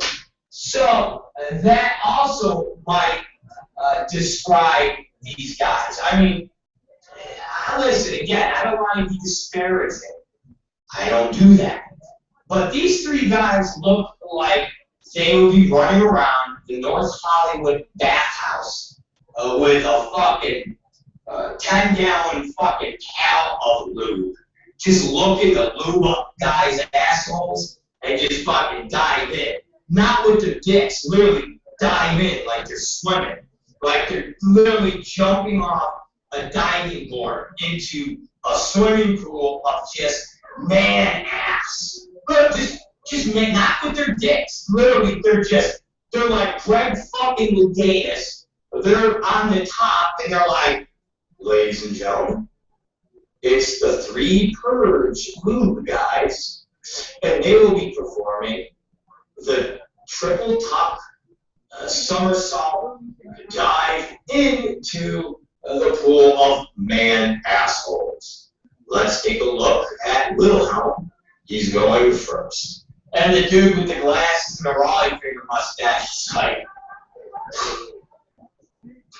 he's to the edge.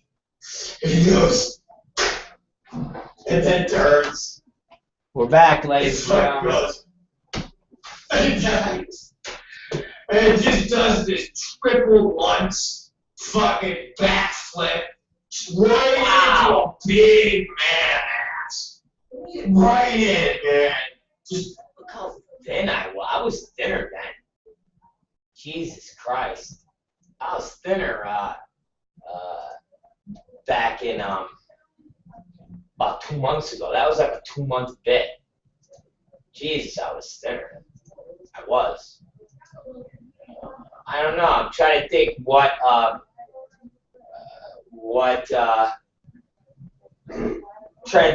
one do I like. What one do I like better?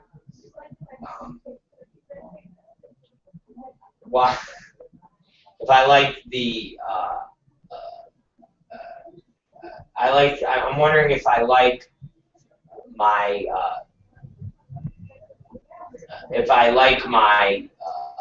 heavier self right now, or if I like my thinner, manorexic look. I'm not sure. I'm not serious. I'm not sure. I'm not real sure which one I like, but nonetheless, it is what it is.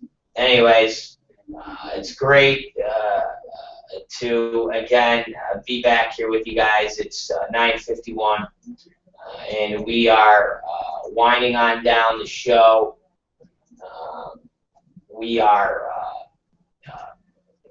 We're doing it all, for Christ's sakes. We're doing it all. We are. We're basically doing. We're doing it all. That's what we're doing. And God damn, when you're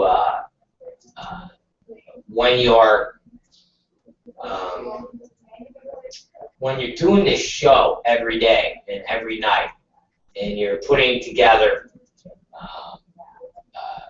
bits, and you're putting together stories, and you're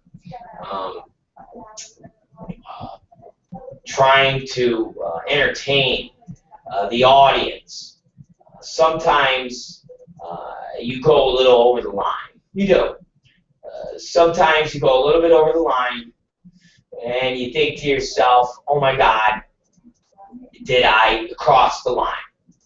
And then you remember that there is no line that you can cross, and in turn, you need to cross it even more. So let's talk about Jews and Nazis. I'm joking, but I did see a movie, a show last night that we won't be able to get into, and we'll talk about it tomorrow.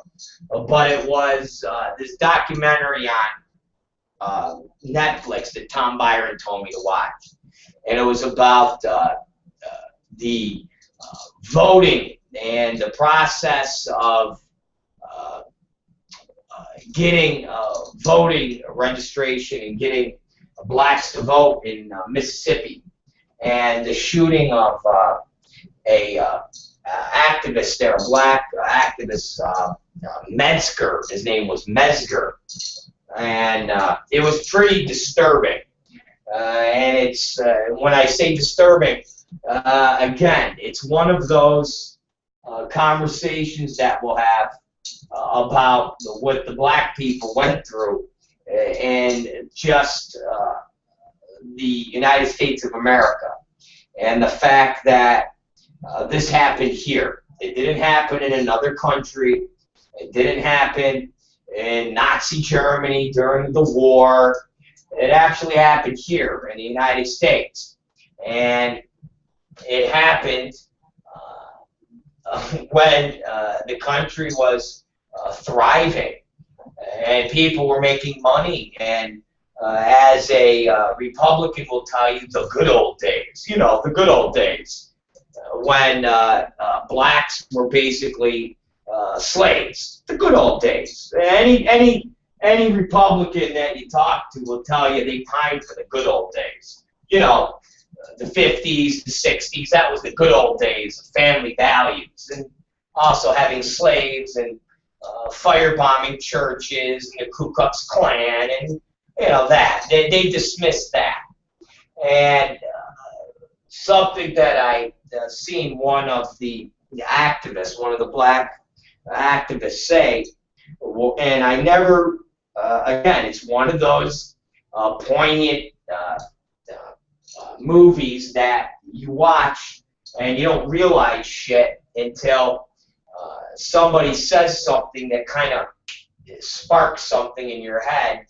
And what this gentleman said was, these things have been going on in Mississippi and in the South for years, and nobody gave a shit.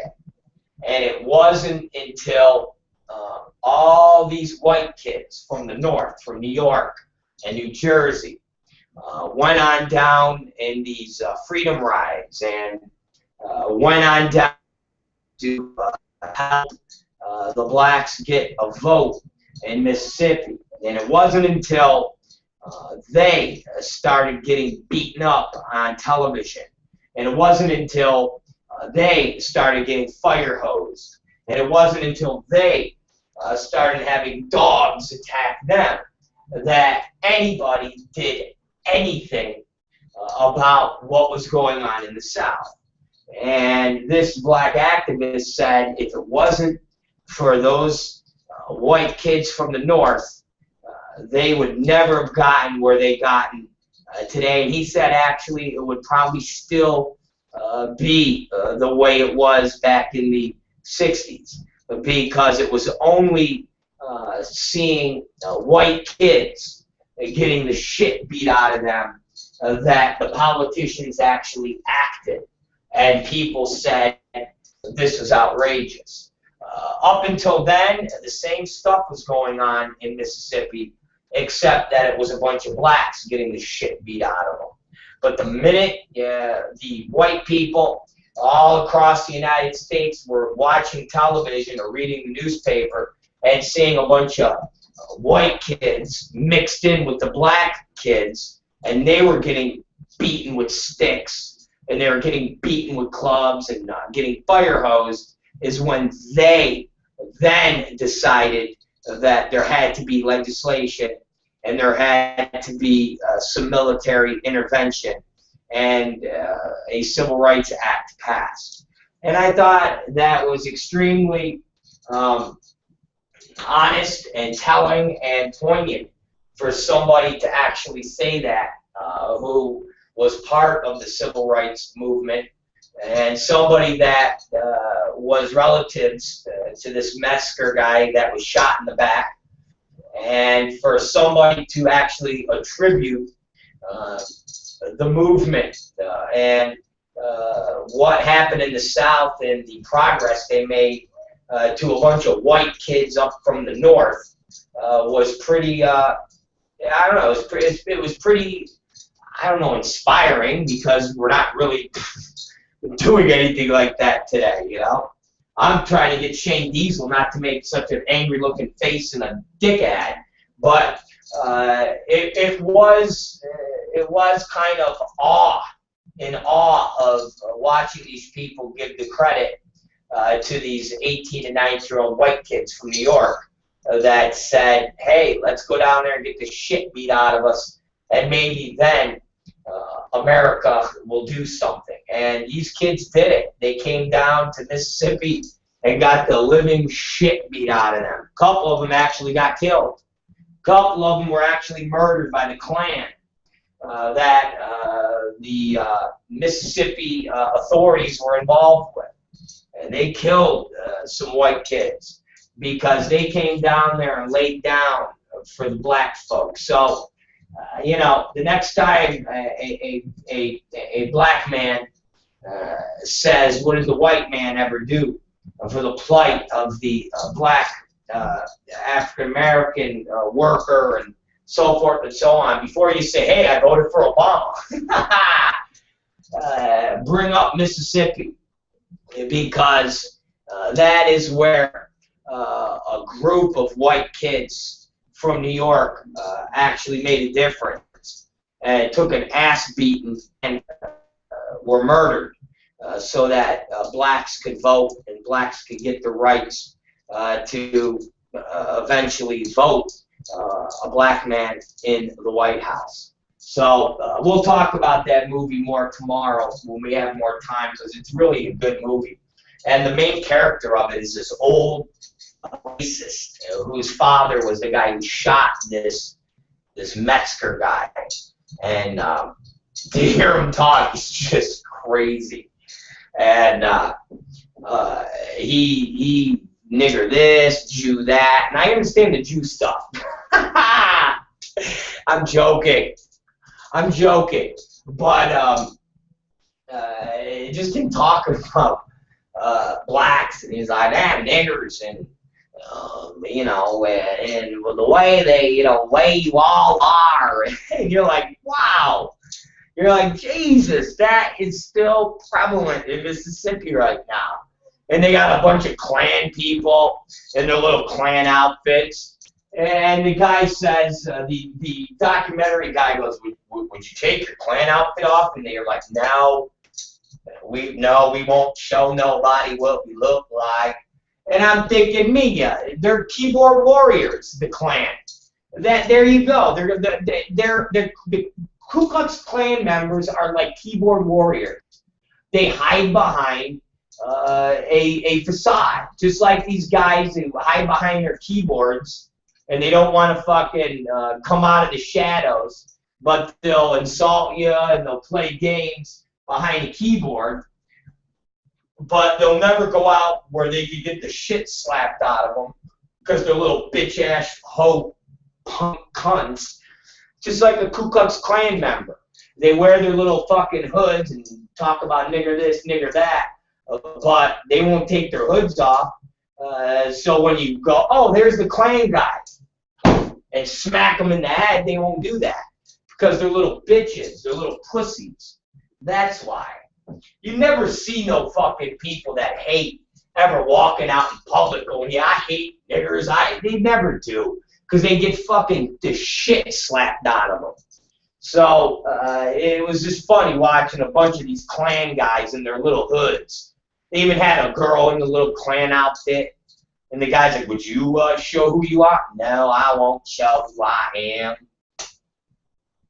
At least them old school fucking haters in Mississippi, them motherfuckers like, I'm the chief of police here in Mississippi. My name is Bill Smith, and I hate niggers. At least those motherfuckers wore their shit on their sleeve.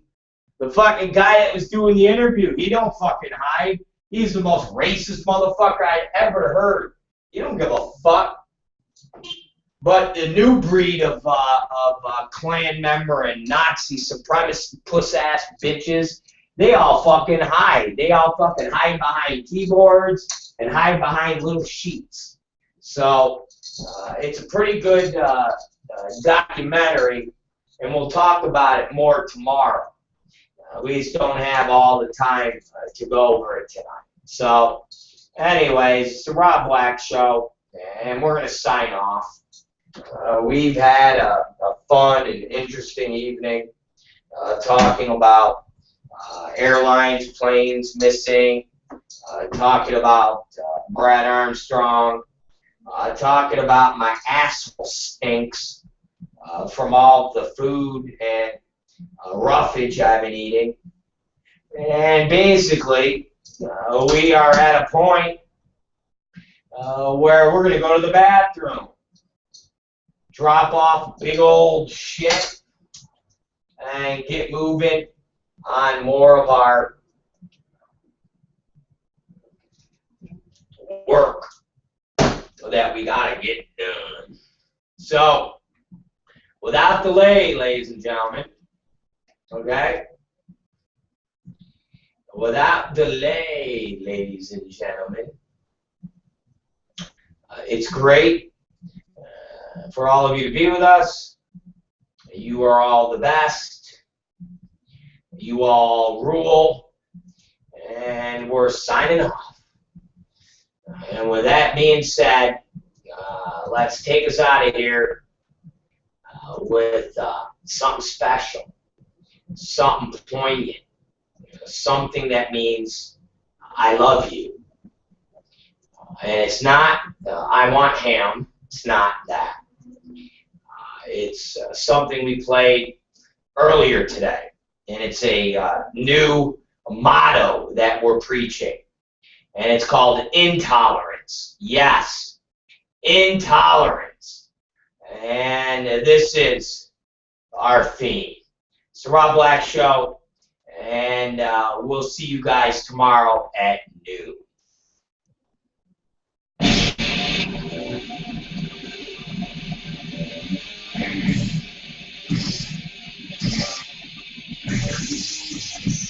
Noon tomorrow, ladies and gentlemen.